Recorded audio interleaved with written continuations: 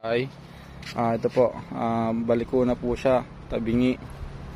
Ayan, so kung papansinin nyo pa yan po, hindi po masyadong mapansin sa ating camera. Yan po, ayan yung ating brake lever.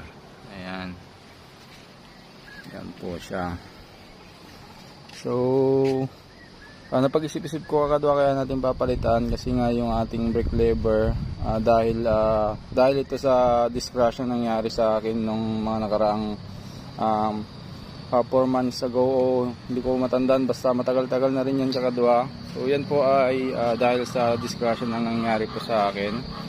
Ayan, tingnan nyo po yung isa, okay naman yung isa, pero ito tabingi na po siya. Ito hindi na po siya pwedeng i-bend, kasi kapag binend natin dyan, may posibilidad yan na maputol na ng tuluyan kakadwa. So kaya papalitan na lang po natin siya kakadwa. So wala naman sigurong mahirap na babaklasin dito kakadwa.